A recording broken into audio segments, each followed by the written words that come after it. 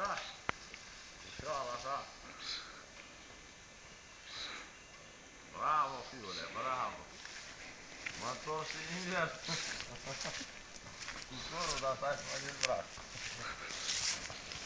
Pa, filmează, fiule, filmează. Ca din pădurea tati, dar fii atent, bagă pe video.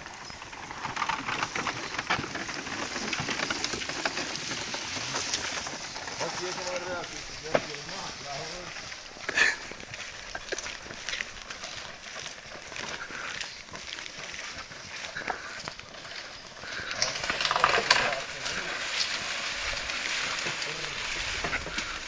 Face-vă pauză, ca să fie și interviu.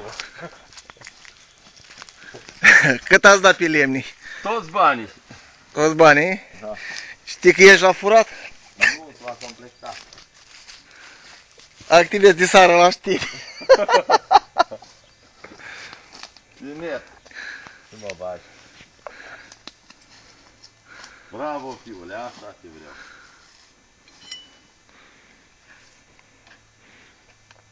Acum stai să te uiți, Oleg, căruța. Las că n-ajungi cu el în sat. Râdul la tine, nu?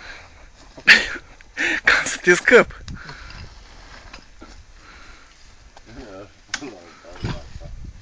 E goală. Noi.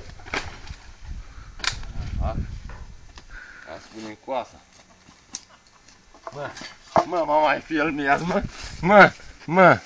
mă, vezi că taie, mă. Acum ți iau juculara. Mă.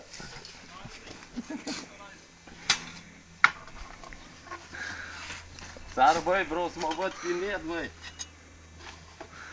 Nu facem treabă dacă mă dai pe altă frecvență. Vrei să te vezi la radio? La radio vreau eu.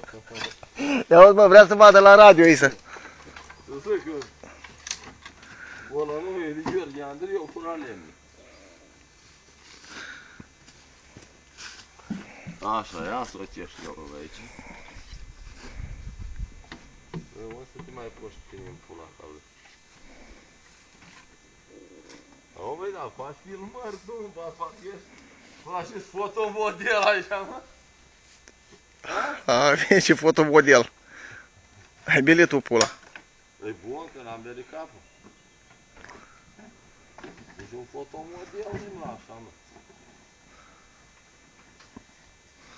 Ceas cu cum te prind, cum să te fut. A, da? Ai grijă că nu vezi că nici grădit nu sunt, mă.